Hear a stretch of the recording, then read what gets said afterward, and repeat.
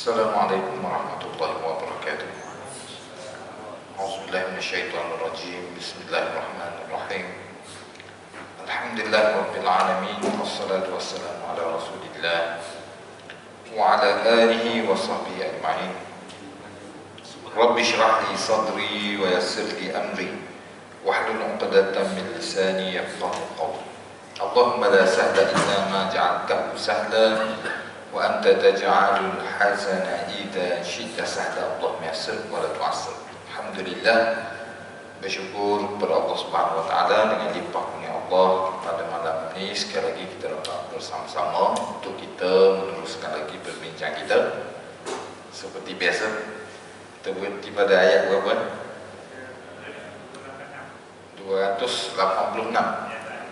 Ayat terakhir dalam surah Al-Baqarah. Ya, ayat 286, ayat terakhir surah Al-Baqarah yang merupakan kepada kesimpulan kepada perbincangan sebelum ini.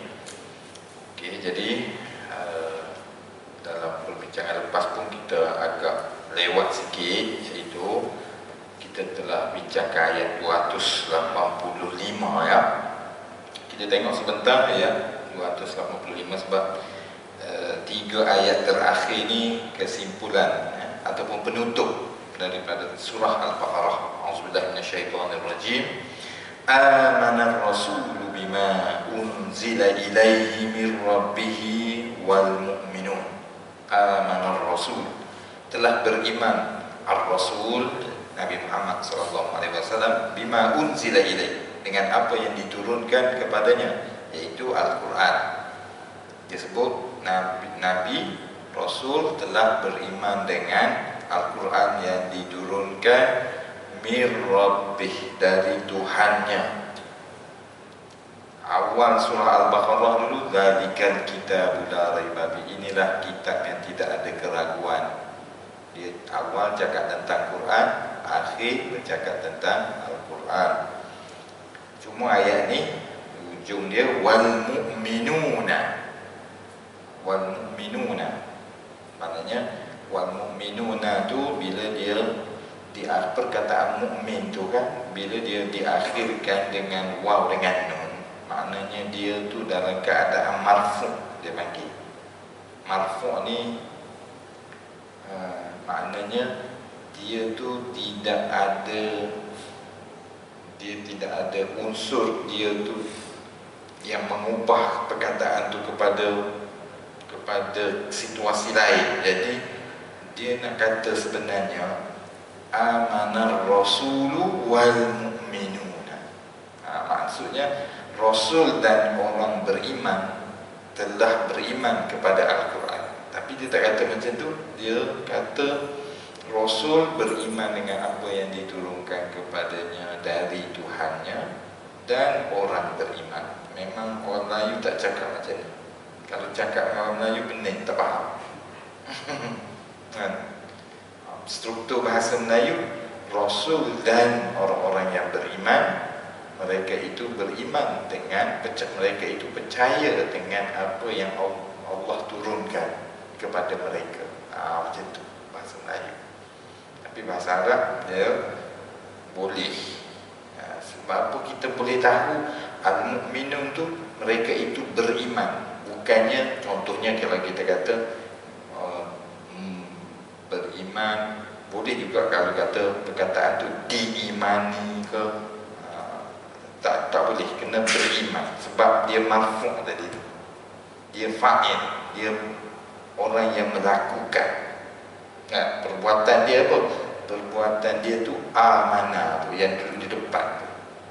Jadi amanah rasulu wal mu'minun, beriman Rasul dan orang-orang yang beriman dengan apa yang diturunkan kepadanya dari Tuhannya. Okey. Kullun, semua mereka itu, kullun, kedua-dua mereka tadilah, orang beriman, Nabi, Rasul dan orang yang beriman. Kullun amana, dia nak detailkan mereka beriman dengan Al-Quran. Lepas tu Al-Quran tu mengandungi apa? Kullun amana billah, kesemua mereka itu beriman dengan Allah, wa malaikatih, dan malaikatnya, wa kutubih, kitab-kitab, wa rusulih, dan rasul-rasulnya. Bahasa Melayu pun dia tak katanya banyak kali. Ini setiap kataan tu ada nya. Bahasa Melayu satunya saja. Wa malaikatihi wa kutubihi wa rusulih. Jadi Rasul dan orang yang beriman, mereka beriman dengan Al-Quran, beriman dengan Allah, malaikat, kitab-kitab, rasul-rasul. Sebenarnya ini perincian kepada apa yang dibawa dalam Al-Quran. Sebab apa? Sebab di awal dulu kita kata Al-Quran tu dari Allah. Zalikal kitab la raiba fi, tidak ada keraguan, ianya dari Allah. Lepas tu pula kita kata beriman dengan perkara gaib, itu adalah sifat orang yang beriman. Perkara gaib itu apa dia? Semua benda ni perkara gaib. Beriman dengan Allah, kita tak nampak Allah. Beriman dengan malaikat, kita tak nampak malaikat. Wa kutubi, kitab-kitab yang terdahulu daripada Al-Quran, kita pun tak nampak, tak jumpa. Salah satu daripada makna gaib juga. Okay. Wa rusuli, rasul-rasul, kita tak pernah jumpa Nabi Ibrahim ke Nabi Nuh, Nabi Adam, kita tak jumpa. Cerita dia pun dalam masyarakat kita tak ada, tapi dia diberitahu oleh Al-Quran, kita pun percaya. Wa rusuli la nufarriqu baina ahadin min rusuli. Lalu disebut salah satu daripada ciri beriman kepada Rasul. Apa dia? Kita tidak membezakan antara Rasul-Rasul tersebut.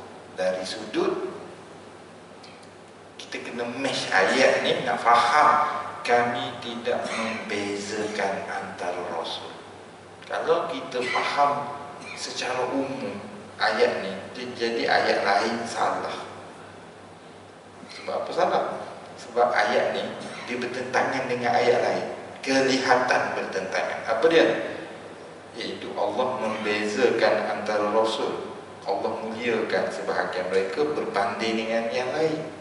Lalu Tuhan kata minhum man kallama Allah, di kalangan mereka ada orang yang bercakap dengan Allah, wa rafa'a ba'dahum darajat, dan kami mengangkat sebahagian mereka beberapa darjat, iaitu beberapa darjat lebih tinggi berbanding yang lain. Oleh itu ada ayat kata Nabi ni dia berbeza, kedudukan para rasul ni dia tak sama. Tiba-tiba sini kata kami tidak membezakan. Macam mana? Mustahil Al-Quran tu salah. Al-Quran tak salah. La raiba fi, tidak ada kesalahan dalam Al-Quran. Jadi yang nampak berbeza sekarang ini ialah kita salah. Salah tu balik pada kita. Kita kena betul lah. Macam mana? Oh, kita nak cari betul. Kita tidak membezakan dari sudut beriman dengan tidak beriman. Kalau kita faham macam tu, tak ada masalah. Ayat, dua-dua ayat ni boleh pakai. Kalau kita faham, sini kata para rasul ni kita tak bezakan, sama kedudukan saja. Jadi satu ayat nak pakai, satu ayat tak boleh pakai. Mana boleh macam tu? Tak boleh. Quran tak boleh macam tu. Quran kena pakai semua. Jadi kita kena harmonikan cara faham tu atas dasar Tuhan tidak tersalah, Quran ni tidak salah, kita salah faham. Kita kena betul cara kita faham. Okey, cara faham yang betul, nak harmoni dua-dua ayat. Kita tidak membezakan antara Rasul tu dari sudut kita beriman dengan sebahagian dan kita tak beriman dengan sebahagian. Kita tak buat kerja macam tu. Kerja macam tu dibuat oleh siapa? Dibuat oleh orang Yahudi dengan orang Kristian. Mereka beriman dengan Nabi Isa, tidak beriman dengan Nabi Muhammad sallallahu alaihi wasallam. Mereka beriman dengan Nabi Musa, tapi dengan Nabi Isa tak beriman. Kitab Nabi Isa dia tak terima, kitab Nabi Musa dia terima. kitab Nabi Muhammad, dia tak terima. Oh, tak boleh itu. Kita terima semua. Dari sudut mereka itu adalah rasul-rasul dari Allah, kita terima semua. Tetapi kitab-kitab mereka itu kita tak terima secara terperinci, kerana kitab-kitab itu telah dimasukkan dengan kedatangan Nabi Muhammad SAW. Kita guna Quran sebab apa? Sebab yang lewat tu memasukkan yang awal. Kalau dari sudut pendetailan. Yang kedua, kitab-kitab yang dahulu itu sudah tidak diketahui kejelasan dia, kebenaran dia, sudah bercampur bau sebab dia tidak dipelihara oleh Allah Subhanahu Wa Taala. Dari sudut ketulinan dia tidak dipelihara. Orang agama mereka sendiri pun mereka berselisih pandangan dari sudut manakah kitab mereka, versi mana yang sebenar. Mereka pun tak tahu. Jadi kita memang tak terima lah. Atas dasar apa? Atas dasar versi yang ada tu kabur. Satu. Yang kedua, syariat Nabi Muhammad SAW ni dia yang terakhir, dia memasukkan syariat yang terdahulu. Mana-mana yang masuk, yang tak masuk diberitahu dalam Al-Quran. Nah, macam tu. Okey. Waqalu, dan mereka berkata. Sebab apa pula tiba-tiba ubah ni? Dan mereka berkata, dia mengubah teknik penyampaian daripada sebelum ni ayat statement penyataan kepada ayat dialog. Objektif dia sama, dia nak bagi tahu sifat-sifat. Waqalu, dan mereka berkata. Siapa berkata ni? Rasul dan orang-orang yang beriman berkata, sami'na wa ata'na, kami dengar dan kami patuh. Apa maksud sami'na wa ata'na ni? Maksudnya ialah sifat Rasul dan orang beriman ni, sifat dia ialah dia faham apa yang Allah turunkan, kemudian dia patuh, dia nak ikut. Dia bukannya faham tapi tak nak ikut. Jadi sifat kita orang Islam ni, kita orang beriman ni, sifat kita dua benda. Kita kena cari ilmu yang benar dan kita nak amalkan. Jangan pula tahu benda tu tak betul tapi tak nak amal. Prinsip tak betul lah. Jadi prinsip kita dari sudut mabda', dari sudut prinsip kita, memanglah dari sudut pelaksanaan kita ada kelemahan-kelemahan lah. Tapi dari sudut prinsip je, sami'na wa ata'na. Kita nak tahu benda yang benar, kemudian kita nak buat benda yang benar. Dia bukan hanya sekadar agama ni sekadar apa panggil sebagai sekadar kemegahan. Kita ni orang Islam, kita ni dimuliakan oleh Allah. Itu apa tak ikut? Tak apa, kita ni dah mulia, dah jadi orang Islam, tak buat pun tak apa. Dia tak ada. Macam orang Yahudi, dia tidak ada prinsip nak amalkan. Dia hanya menjadikan agama itu sebagai satu kemegahan. Tak nak macam tu. Sami'na wa ata'na. Ini prinsip ni. Sami'na wa ata'na ni prinsip besar dalam hidup. Tapi kita tengoklah orang Islam macam mana.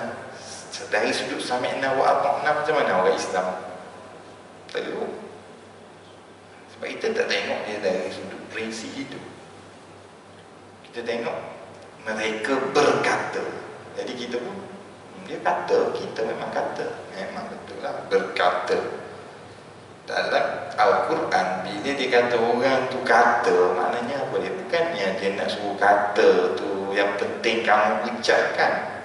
Iaitu kamu kata, mestilah kamu faham apa yang kamu kata. Dan kamu, sifat orang yang baik ni ialah dia faham apa yang dia kata dan dia buat apa yang dia kata. Macam tu, tahulah. Macam la ilaha illallah juga kan. Takkanlah kita kata saja, tapi perbuatan penuh dengan syirik. Mana boleh? Dia kata dan buat. Prinsip agama kita tu sendiri, dia bukan agama ucapan, bukan agama hanya sekadar teknikal. Mu kata mu selamat, bukan agama macam kita kata mentera macam tu.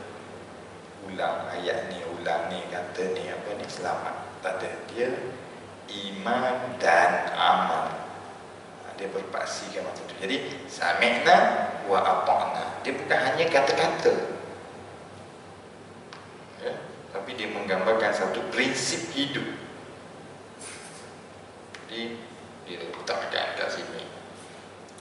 Wa qalu, dan mereka berkata, sami'na wa ata'na. Ramai orang Islam tak dapat faham betul. Sebab gaya bahasa tu, dan mereka berkata. Takkan Tuhan dia suka orang kata je. Ada benda yang dia sebenarnya dia nak bagi tahu melalui dialog, message tu melalui dialog. Dia suruh seolah-olah kita dengar seorang tu kata, macam kalau kita tengok filem kan, kami faham dan kami akan patuh. Satu adegan tu dia kata macam tu. Itu maksudnya apa?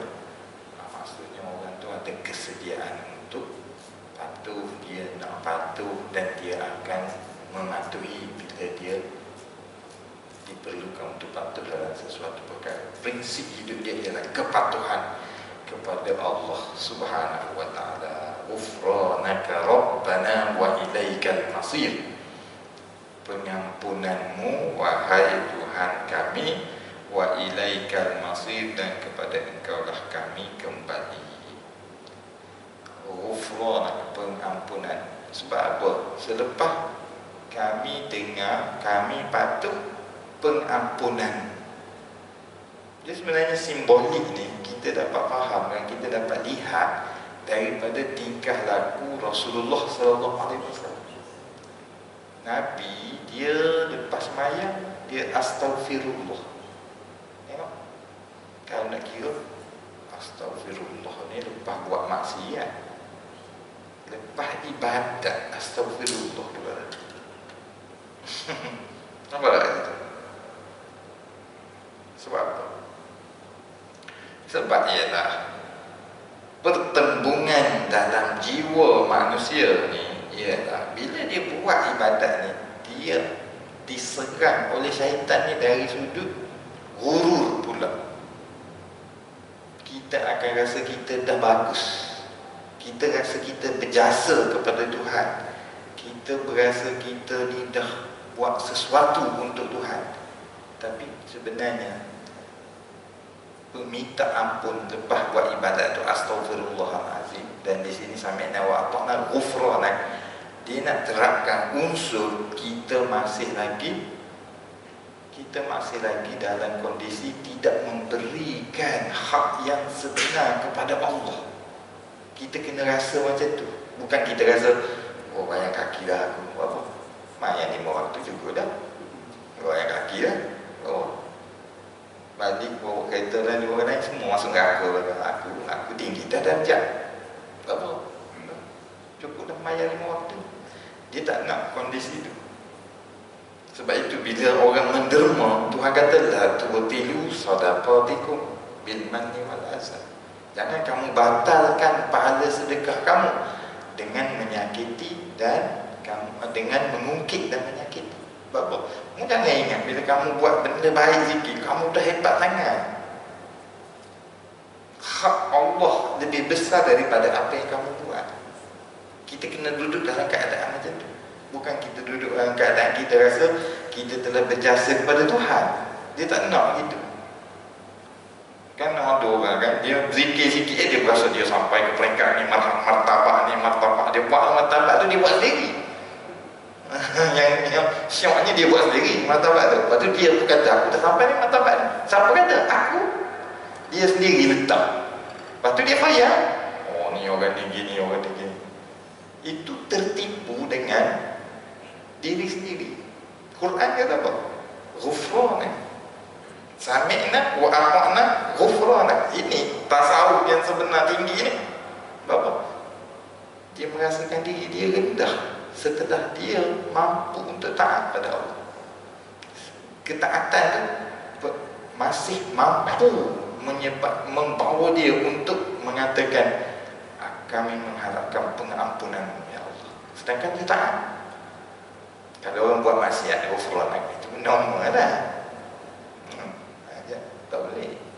Sebab tu kita Quran ni senang je, dia punya penyucian jiwa dalam Quran senang je. Teori-teori falsafah kesufian ni dia buat macam-macam, jadi susah. Dalam Quran itu mudah. Ghufranak, pengampunan. Sebab apa? Taat macam mana pun, berkorban macam mana pun, nikmat Allah, jasa Allah, balasan Allah terhadap apa yang kamu buat, itu menyebabkan kamu perlu merendah diri dengan Allah Subhanahu Wa Taala. Sebab amal-amal kamu tu Allah balas semua, bukan free, Tuhan bagi balasan. Jadi ghufranak, pengampunanmu ya Allah, wa ilaikal masir, dan kepada engkaulah kami akan kembali, kepada engkaulah tempat kembali. Wa ilaikal masir, kemuliaan dunia, tempat darjah yang buat sendiri apa semua ni, wa ilaikal masir, di situ tempat nak dituju. Itu balik kepada prinsip-prinsip agama pula. Tadi prinsip pada diri orang tu. Ini ayat terakhir ni prinsip-prinsip agama. La yukallifullahu nafsan illa wus'aha. Dalam dunia akademik hari ni dia panggil maqasidul mukallaf dengan maqasidus syari'. Tak payah guna istilah payah-payah, kita main mudah-mudah ya. La yukallifullahu nafsan illa wus'aha. Dari sudut syariat, Allah kata Allah tidak mentaklifkan seseorang itu kecuali dengan apa yang dia mampu. Apa maksud dia? Maksud dia ialah ajaran Allah ni, dia tak suruh benda yang manusia tidak mampu. Tak ada dalam ajaran Islam ni, tak ada suruhan yang manusia tidak mampu buat. Contohnya dia kata kalau dalam ibadat kita, orang paling payah mungkin satu zaman dulu ialah pergi haji lah. Susah kan nak pergi haji. Tapi pergi haji ni dia satu ibadat yang sangat susah, sebabnya duduk di Malaysia nak pergi Mekah, zaman kapal terbang tak ada, kapal tak ada. Saya kata kapal layar memang sangat susah. Tetapi ibadat tu menjadi tidak susah dengan cara dia suruh tu, iaitu limanis tata'a ilaihi sabila, bagi orang yang mampu. Ibadat tu susah, lalu dia pun kata bagi orang yang mampu. Lepas tu kalau saya pergi ke Mekah zaman tu, mungkin kelapa sawit saya 5 ekar ni balik habis tak ada. Pergi berapa bulan, balik berapa bulan. Lembu saya sekandang pergi, garanti tak ada. Dah tak payah pergi. Nanti nak bagi orang yang mampu. Nanti kamu kena arrange lah. Ada orang jaga, ada orang bubur baja, kelapa sawit ke, ada ni. Termasuk daripada orang tak boleh pergi, nanti balik Mekah berapa kedai. Tak boleh. La yukallifullahu nafsan illa wus'aha. Allah tidak mentaklifkan seseorang kecuali apa yang dia mampu. Jadi benda paling susah tu jadi tak susah. Macam tu. Jangan kita pula kata agama ni susah. Agama ni dia la yukallifullahu nafsan illa wus'aha. Allah tidak mentaklifkan seseorang kecuali apa yang dia mampu. Ada orang tak mampu dalam agama kita.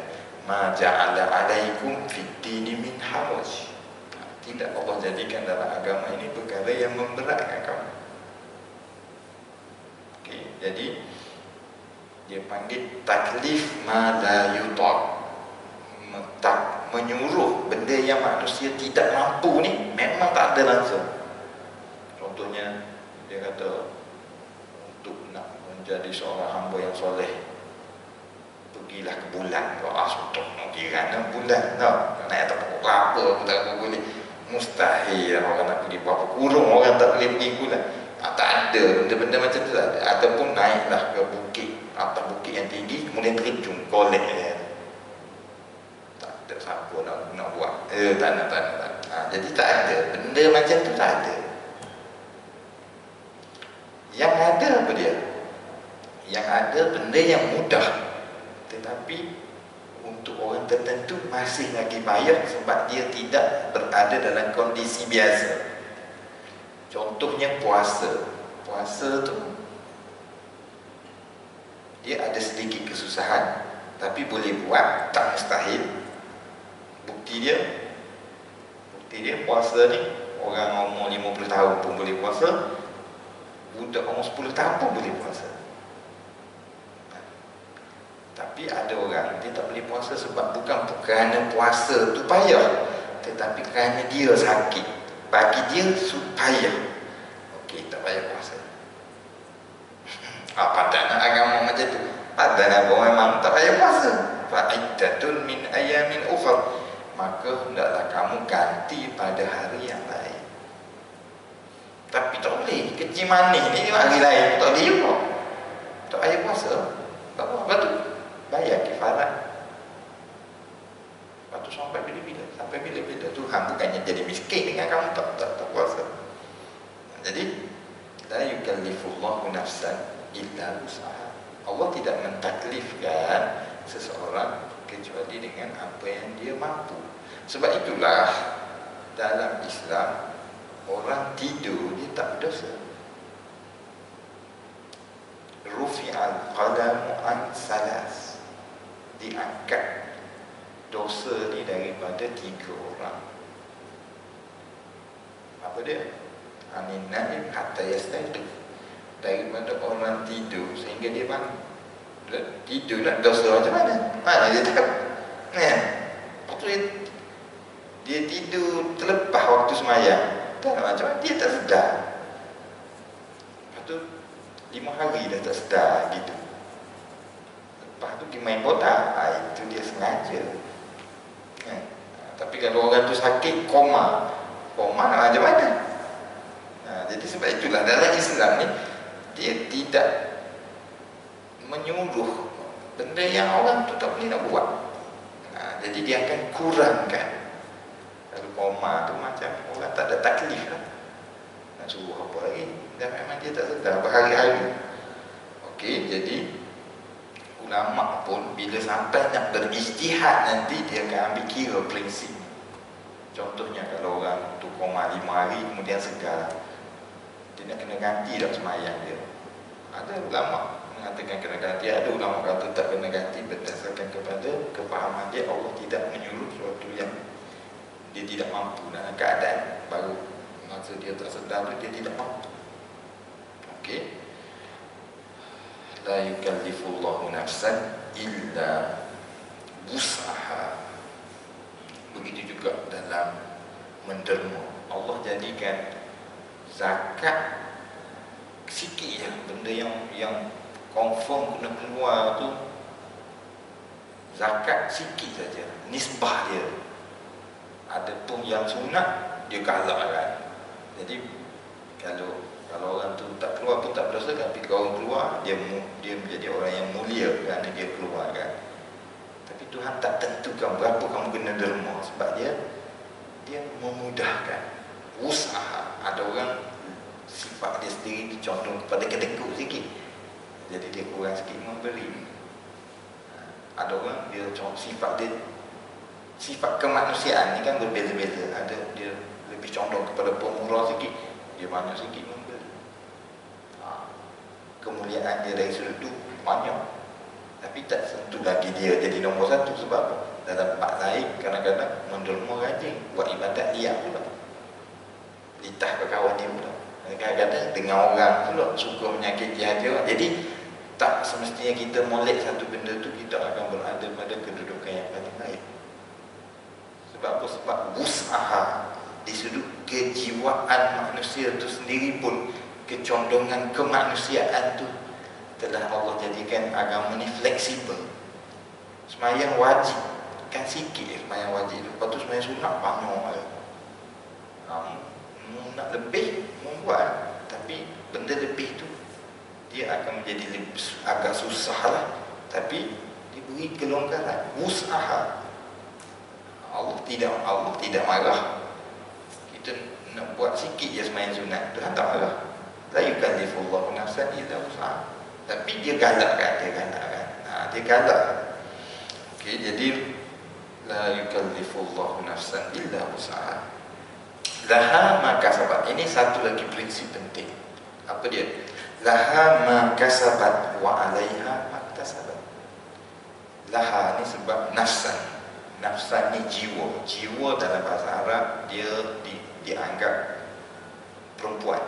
Sebab itu laha, kepadanya. Kalau lam tu laha ni kepadanya. Kepadanya ni maknanya benda baik, benda yang nikmat. Laha ma kasabat, apa yang dia, untuknya apa yang dia usahakan, iaitu untuk dia pahala yang dia usahakan. Dia tak kata pahala, tetapi perkataan laha tu menunjukkan benda tu pahala. Sebab dalam bahasa Arab dia ada dua, lam tu dengan ala. Kalau ala, benda tu buruk. Sebab dia ala ni di atas, dia lebih pada beban. Jadi untuknya apa yang dia usahakan, dan ke atasnya apa yang dia usahakan. Apa dia? Untuknya pahala yang dia buat. Benda yang dia buat dia dapat pahala.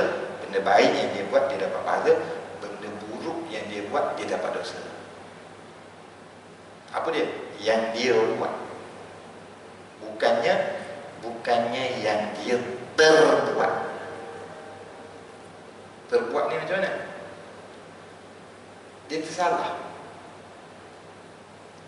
Jadi sebab itulah majoriti ulama, tak semua, majoriti ulama menyatakan kalau kita tersalah makan pada bulan Ramadan,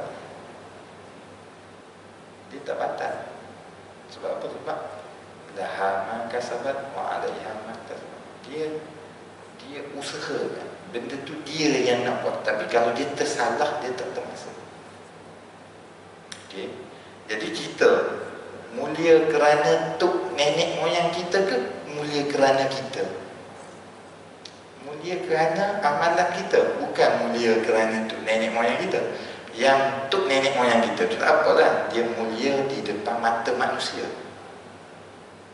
Oh, dia ni orang berjasa ni, orang tu hormat kita. Tak salah, benda tu bagus. Kita buat baik supaya nama kita harum, anak cucu kita orang hormat, tak jadi masalah. Tapi di sisi Allah, dia tak tengok benda tu. Dia tengok apa yang kamu buat.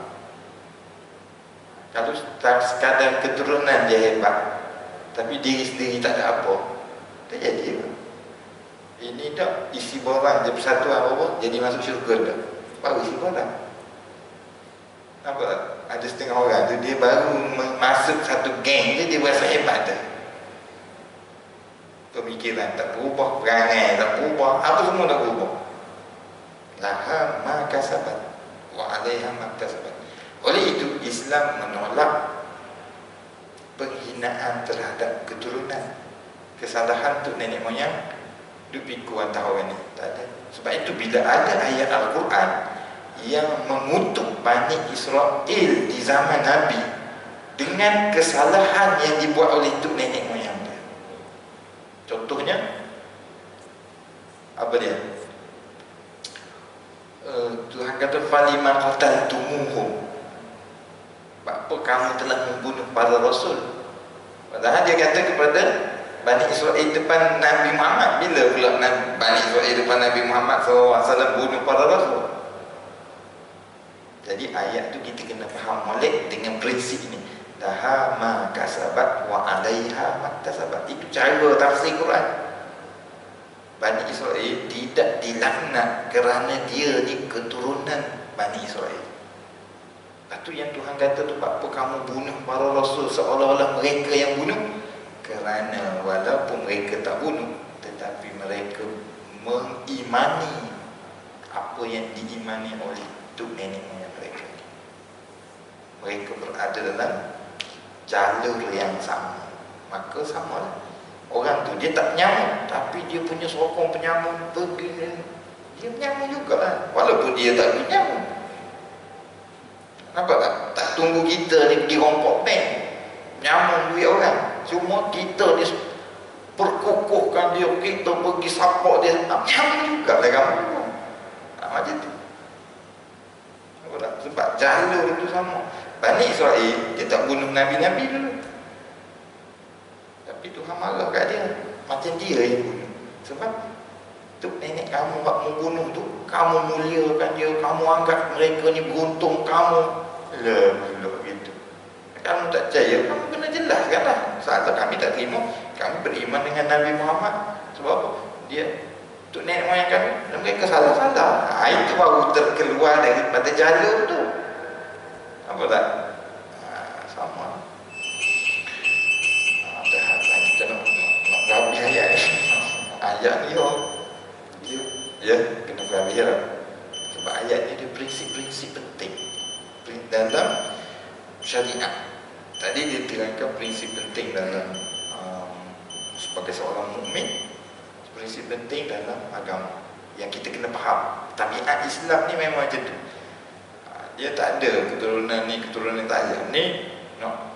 Wantang orang kata ni keturunan Nabi. Wah sudah, habis buat apa pun tak apa dah buat keturunan Nabi. Tak ada. Keturunan Nabi Muhammad pun gitu. Dia kata salah-salah. Jangan teruja sangat orang mengaku keturunan Nabi. Relax dah. Dia tak ada ilmu, tak ada ilmu. Bukannya dia keturunan Nabi, tak ada ilmu, tak apa. Tak boleh. Tak ada ilmu, tak ada ilmu lah. Laha maka sabat wa alaiha maka sabat. Mu buat jahat, mu tanggung. Mu buat baik, mu tanggung. Jadi tak ada pasal kita nak merendahkan orang sebab dia ni anak haram kau anak apa. Tak ada dalam pemikiran kita. Sama aja. Jangan kita hukum orang kerana keturunan dia. Tak ada kena-mengena pun. Di sisi Allah tak ada.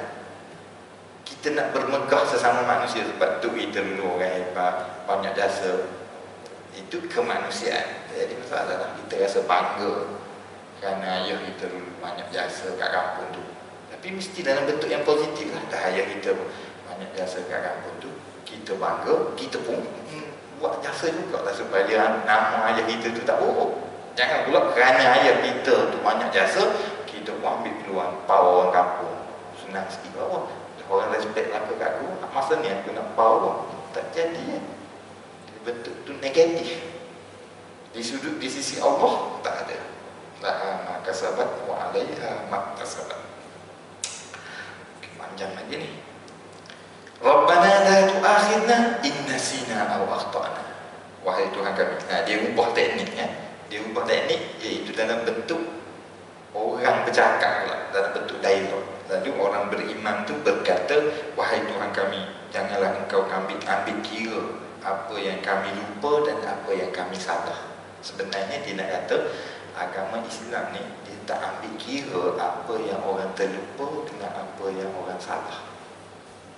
Sebab itu Nabi kata an-nisyan wa mastukriha alaih. Apa dia? Terlupa dan terpaksa. Khata' wa nisyan wa mastukriha alaih. 3 benda. Tersalah, terlupa dan dipaksa. Dipaksa ni macam mana dipaksa? Maksudnya orang dia kalau antaranya orang paksa mengucapkan kata-kata yang paksa ni bukan paksa biasa, dia ada fiqhul muwazanah kat situ. Ni panjanglah cerita dia. Iaitu kalau paksa biasa-biasa, sedangkan dia paksa tu benda yang besar, kita tak boleh ikut. Tapi kalau paksa tu besar, benda ni pun besar. Contohnya, kamu kena mengaku syirik, mengaku bukan Allah ni bukan Tuhan. Kalau tidak, kami tembak pistol depan mata dah. Tu boleh. Mengaku syirik tak ada masalah. Tapi hati kena tak syirik sungguh lah. Sebab apa? Sebab la yukallifullahu nafsan illa wus'aha. Macam tu. Jadi Allah tidak ambil kira benda yang kita tersalah. Tapi ada juga dia ambil kira dari sudut dosa, dia tak ambil kira. Tapi dari sudut kesalahan dunia, dia ambil kira juga. Jangan gitu lah. Contohnya kita tersalah bawa kereta walaupun dilanggar harta, habis tu pakai main bola kita kalau bohong dilanggar, saya kata kan, kita merosakkan harta orang dan secara tidak sengaja. Memanglah kita tak berdosa, tapi kita kena ganti. Macam tu.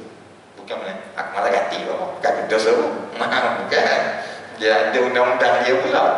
Tak berdosa tapi ganti kena. Macam tu.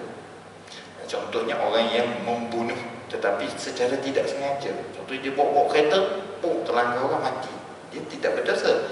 Tetapi kalau ikut hukum Islam, dia kena membayar pampasan, bayar diat 100 ekor unta.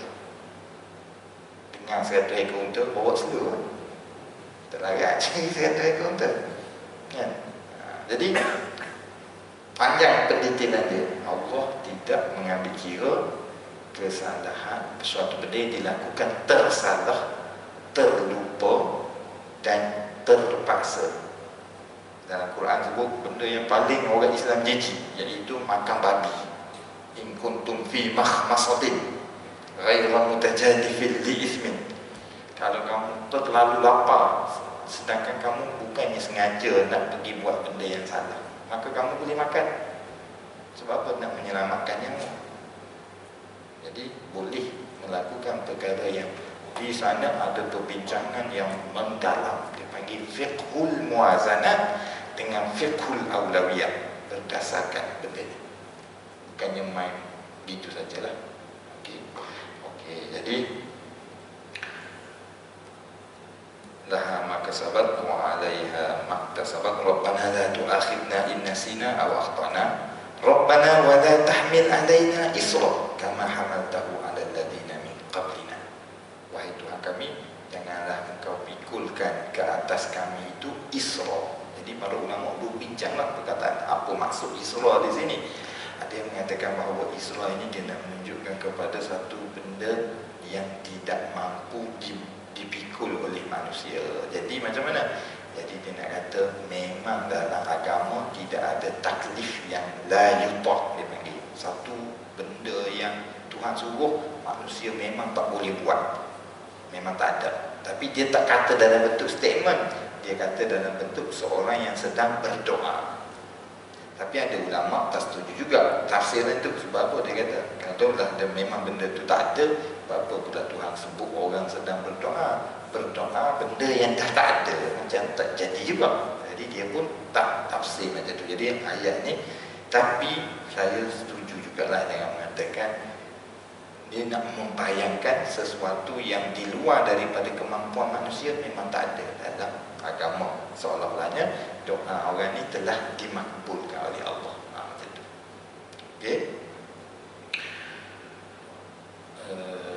Rabbana wa la tuhammilna ma la taqata lana bih. Wahai Tuhan kami, janganlah Engkau pikulkan kami apa yang kami tidak mampu. Kadang-kadang apa yang tidak mampu ni macam mana? Iaitu antaranya dalam bentuk syariah yang payah tadi memang tak ada.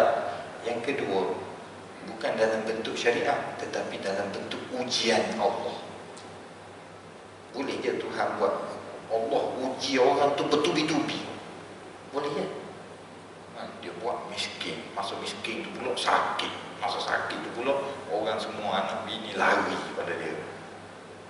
Janganlah macam tu, terlalu berat ujian tu kan. Kita takut tak mampu. Jadi wahai Tuhan kami, janganlah Engkau pikulkan kami apa yang kami tidak mampu. Dan apa situ? Dia menunjukkan bahawa individu tu dia merendah diri depan Tuhan dan dia tak belagak. Dia tak belagak maknanya Tuhan tak nak orang beribadah, manusia ni dia dalam bentuk cakap besar dengan Tuhan. Dia tak nak. Dia nak orang ni bercakap merendah diri dengan Tuhan. Janganlah Engkau pikul. Dia tak nak, ya Allah, aku yakin dengan imanku, Engkau ujilah aku banyak mana pun. Tak nak. Sebab apa tak nak? Sebab Allah boleh uji semaksimum mungkin. Tuhan boleh uji. Sebab dia tidak zalim. Sebab apa tak zalim? Sebab setiap ujian dia akan balas. dengan ganjaran. Tapi takut kita yang tak mampu lah. Jadi kita kena dengan Tuhan, kita kena dalam bentuk aku ni tak mampu. Jadi ya Allah, janganlah Engkau uji. Tapi bila Allah uji, kita sabar. Rabbana wala tuhammilna ma la taqata lana bi wa'fu anna waghfir lana. Saya sering beritahu sebelum ni, dia selalu gabungkan wa'fu anna waghfir lana. Sebab apa? Sebab pengampunan Allah dalam dua bentuk. Bentuk macam mana? Satu, dia wa'fu anna. Itu paling kita nak. Apa dia? Sebab tu kita disunatkan, diajar oleh Nabi, Allahumma innaka afuwun karim. Kita disunatkan baca, ya Allah, Engkau afu, Tuhan yang memaafkan, karim, yang pemurah. Innaka afuwun karim, tuhibbul afwa, Engkau ni sangat suka memaafkan. Fa'fu anna, maafkan kami. Tapi maaf tu dia spesifik cara. Cara apa? Afun ialah tajawaz. Tajawaz ni apa dia? Dia maaf dalam keadaan dia tak buka fail. Tu paling nak sekali. Dia tajawaz. Dia tak ada kesan. Fail kita tak ada. Tapi kalau tak dapat yang tu, waghfir lana, ampunkan kami. Ampun ni bukan terbaik. Bapa ni gini, tak apa, kita maaf ni, kira-kira kosong-kosong lah. Tapi ada dah merah kat situ, kan? Dia cek dah, merah dah, tapi maaf lagi. Tu molek juga. Tapi kalau boleh, jangan buka fail. Tu perbezaannya. Afun tajawaz, ghufran maknanya dia maafkan kita. Kedua-dua tu nikmat lah. Tapi walhamna, dan rahmatilah kami. Anta maulana, Engkaulah pemimpin kami.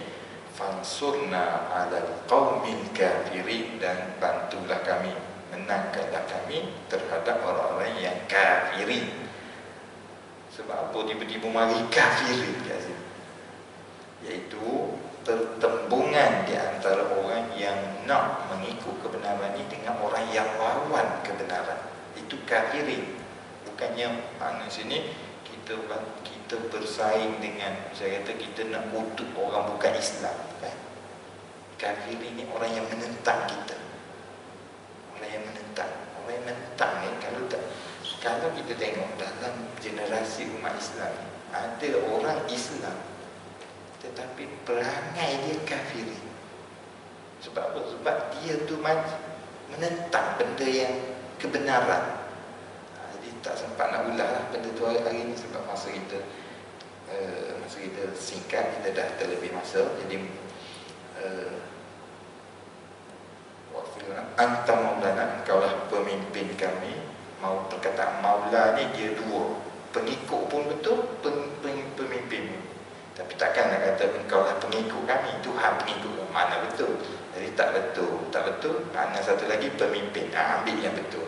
Macam tu. Anta maulana fansurna 'alal qaumil kafirin. Menangkanlah kami berbanding orang yang menentang semua benda kebaikan kebenaran tadi. Jadi setakat itu saja yang dapat saya sampaikan pada malam ini. Mudah-mudahan satu perkongsian yang baik.